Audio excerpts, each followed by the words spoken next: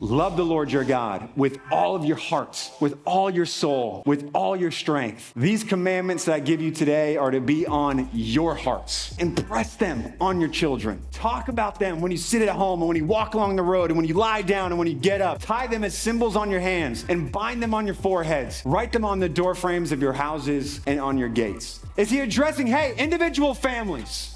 Or, hey, just your, personal families, or just families that have kids. No, he's addressing the whole community. He says, hear Israel.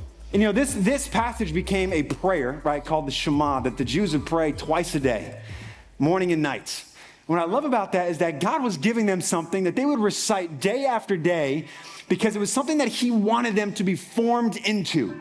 I want you to remember who you're trying to become. You're trying to become someone that's full of love, that is in love with God, that's in love with the people around you. You start becoming that kind of person. You start being formed into that kind of person. Our community doesn't feel like it's just about the families or the parents or the kids, but I hope that our whole community feels like we're in this together. These are not just the kids that go to my church. These are my nieces and nephews, my little brothers and sisters, my grandkids, and that we all feel collectively bought into the fact that we're raising our kids here together in a village with one another. And that we get to model what it means to love God deeply with everything that we have. As they're about to go into this land, I think there's two things that they're about to be confronted with.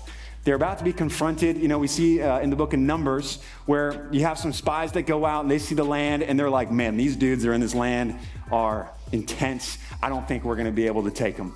Then you had, right, Joshua and Caleb. They said, you know what? We believe that God has gotten us this far.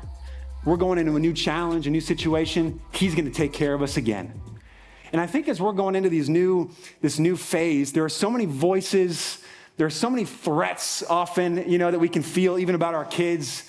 God has been through so many transitions of generations, throughout history. And God has delivered people. He's taking care of them. And I think what I really want to encourage us with is that we don't look at the threats, this upcoming school year. That we don't look at the threats in these transitions, but we look for where is God going to deliver us? Where is God going to give us great opportunities to draw closer to each other and draw closer to him? But sometimes I think we're so worried about a lot of the threats that's coming that we miss out on the blessings that God wants to shower on us, this upcoming fall.